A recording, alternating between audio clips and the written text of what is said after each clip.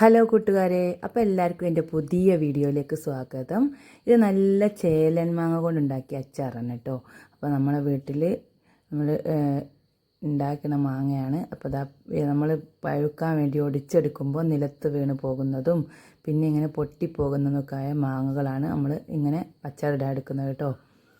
അപ്പോൾ ഇതൊക്കെ ഒന്ന് നന്നായിട്ട് ഒന്ന് മുറിച്ച് ഒന്ന് ശരിയാക്കി നോക്കണം. അപ്പോൾ പഴുത്തതും പിന്നെ ഇങ്ങനെ പൊട്ടിയതൊക്കെ ഉണ്ടെങ്കിൽ അത് ഒഴിവാക്കാം. അപ്പോൾ ഇനി നമുക്കിതൊക്കെ ഒന്ന് മുറിച്ച് ചെറിയ പീസാക്കിയാലോ. അങ്ങനെ ഞാനിതാ ഇത് കണ്ടോ. അപ്പോൾ നല്ല ചെനച്ച് വരുന്നുണ്ട് കേട്ടോ. നല്ല പഴുപ്പായി വരുന്ന ഒരു മാങ്ങയാണ്. അങ്ങനെയുള്ള മാങ്ങ ആകുമ്പോൾ നല്ല ടേസ്റ്റ് ഉണ്ടാവും കേട്ടോ അച്ചാറിന്. അപ്പോൾ ഇങ്ങനെ അധികം പഴുത്തതൊക്കെ ഞാൻ ഒഴിവാക്കിയിട്ടുണ്ട്. അല്ലാത്ത മാങ്ങകളാണ് ഇത് കേട്ടോ. അപ്പോൾ ആ പഴുത്ത മാങ്ങയൊക്കെ നമ്മൾ എടുക്കൂല. കുറച്ച് നല്ല ചെനച്ച് നിൽക്കുന്ന നല്ല മഞ്ഞ കളറായി വന്ന മാങ്ങകളൊക്കെ മുറിച്ച് ഇട്ടുണ്ട് കേട്ടോ. അതാ നല്ല അടിപൊളിയായിട്ട് മുറിച്ച് വെച്ചിട്ടുണ്ട്. ഇനി ഇത് അച്ചാറിട്ടാലോ. അതിന് വേണ്ടി ഞാനിതാ ഇവിടെ ഇഞ്ചി, വെളുത്തുള്ളി, പച്ചമുളക്, കറിവേപ്പില ഇത്രയും ഞാൻ അരിഞ്ഞ് സെറ്റാക്കി വെച്ചിട്ടുണ്ട് കേട്ടോ. ഇനി നമുക്ക് ഈ മാങ്ങ അച്ചാറിടാൻ വേണ്ടി അച്ചാർപ്പൊടി വേണം. അതായത് ഞാൻ തന്നെ ഉണ്ടാക്കിയ അച്ചാർപ്പൊടിയാണ്. അപ്പോൾ ഈ അച്ചാർപ്പൊടി ഇട്ട് നമുക്ക് അച്ചാറിട്ടാലോ. നമുക്ക് വീട്ടിൽ തന്നെ അച്ചാർപ്പൊടി ഉണ്ടാക്കിയെടുക്കാം കേട്ടോ. ആദ്യം തന്നെ ഞാൻ അവിടെ ഒരു സ്റ്റീലിൻ്റെ പാത്രമാണ് കേട്ടോ എടുത്തത്. ഇനി മൺപാത്രം എടുത്താലും മതി, സ്റ്റീലിൻ്റെ പാത്രം എടുത്താൽ മതി. അലൂമിനിയം പാത്രം ഉപയോഗിച്ച് അച്ചാറിടരുത് കേട്ടോ. അപ്പം ഞാൻ ആദ്യം എണ്ണ ഒഴിച്ച് കൊടുക്കുന്നുണ്ട്. അപ്പോൾ അത് നമുക്ക് നല്ലെണ്ണയോ വെളിച്ചെണ്ണയോ ഏത് എണ്ണ വേണമെങ്കിലും ഒഴിച്ച് കൊടുക്കാം കേട്ടോ. അപ്പം ഞാൻ അതിലേക്ക് അല്പം കടുകും അല്പം ഉലുവ ഇട്ട് കൊടുക്കുന്നുണ്ട് കേട്ടോ. ഇനി അതൊന്ന് നന്നായി പൊട്ടി വരണം. അതാ കുറച്ച് ഉലുവയും കൂടി ഇട്ടിട്ടുണ്ട്. ഇനി അത് പൊട്ടിയ ശേഷം അതിലേക്ക് നമ്മൾ ഇവിടെ അരിഞ്ഞ് വെച്ച ഇഞ്ചി, വെളുത്തുള്ളി ഒക്കെ അല്ലേ, അപ്പോൾ അത് ഇട്ട് കൊടുക്കണം. നന്നായി പൊട്ടണം കേട്ടോ.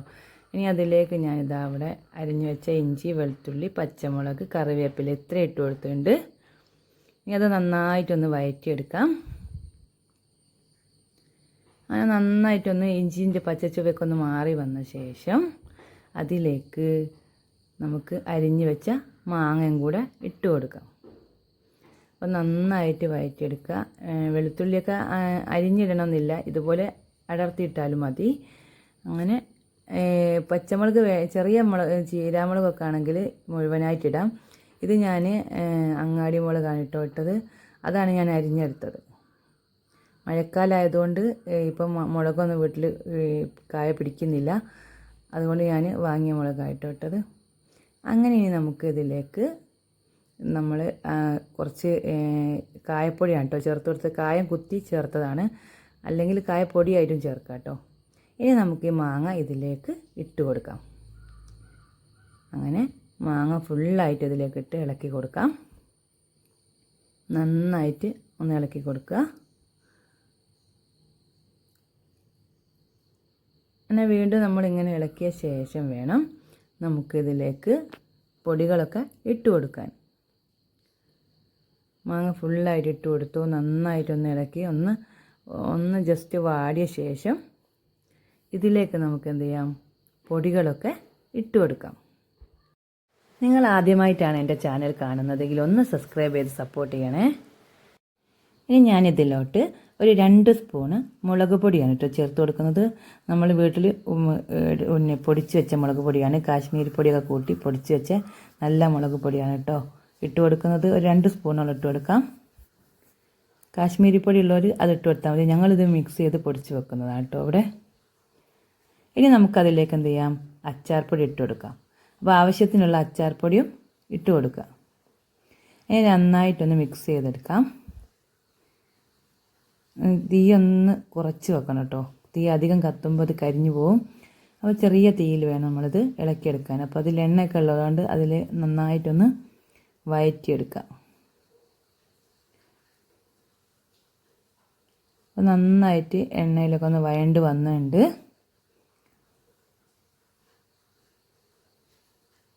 ഇനി നമുക്ക് എന്ത് ചെയ്യാം, ഇതിലേക്ക് ഇനി സുർക്ക ഒഴിച്ച് കൊടുക്കാം കേട്ടോ. അപ്പോൾ ആവശ്യത്തിനുള്ള സുർക്ക ഒഴിച്ച് കൊടുക്കാം. എന്നിട്ട് വീണ്ടും നന്നായിട്ടൊന്ന് ഇളക്കി കൊടുക്കാം. അപ്പോൾ കുപ്പിയിലൊക്കെ അടച്ച് നമുക്ക് ഗൾഫിലോട്ടും അങ്ങനെയൊക്കെ കൊടുക്കാനുള്ളതാണെങ്കിൽ സുർക്ക കുറച്ച് ഒഴിച്ചാൽ മതി. ബാക്കിയുള്ള സുർക്ക നമ്മൾ ഉപയോഗിക്കുമ്പോൾ ഒഴിച്ചാൽ മതി കേട്ടോ, അല്ലാതെ അത് ലീക്കാവാൻ സാധ്യതയുണ്ട്. അപ്പം ഞാനിതാ നല്ല മൊയ്ത്ത രൂപത്തിൽ ഞാനിതാ അവിടെ കലക്കി എടുത്തിട്ടുണ്ട്. ഇനി ഇതിലോട്ട് നമുക്ക് എന്ത് ചെയ്യണം, ഉപ്പിട്ട് കൊടുക്കണം. അപ്പോൾ ഉപ്പ് നേരിട്ട് ചേർക്കാൻ പാടില്ല. ഉപ്പിന് ഒരു പാത്രം നന്നായി ചൂടാക്കിയ ശേഷം ഉപ്പ് ഞാൻ അതിലോട്ടിട്ട് ഒന്ന് ഇളക്കി കൊടുക്കുകയാണ് കേട്ടോ. അപ്പോൾ ഉപ്പിൽ വെള്ളത്തിൻ്റെ അംശമൊക്കെ ഉണ്ടെങ്കിൽ അച്ചാർ പൂപ്പൽ വരും. അതിന് വേണ്ടിയാണ് നമ്മൾ ഇങ്ങനെ ചെയ്യുന്നത് കേട്ടോ. അപ്പോൾ ഉപ്പ് നേരിട്ട് ചേർക്കാതെ നന്നായിട്ടൊന്ന് ചൂടാക്കി അതിൽ വെള്ളമൊക്കെ കളഞ്ഞ ശേഷം വേണം അച്ചാറിലേക്ക് ചേർത്ത് കൊടുക്കാൻ. അപ്പോൾ ആവശ്യത്തിനുള്ള ഉപ്പ് എടുത്താൽ മതി. അങ്ങനെ ഇത് നന്നായിട്ടൊന്ന് ഇളക്കി ഇതിലെ വെള്ളമൊക്കെ നന്നായിട്ടൊന്ന് ഉണങ്ങിയ ശേഷം അതെന്ത് ചെയ്യുക, അച്ചാറിലോട്ട് ഇട്ട് കൊടുക്കാം.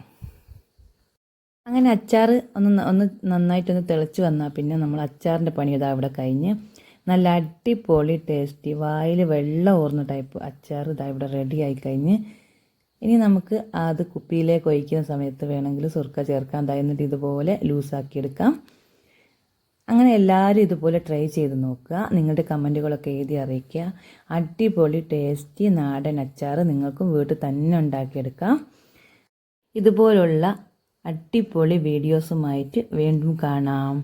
ബായ്.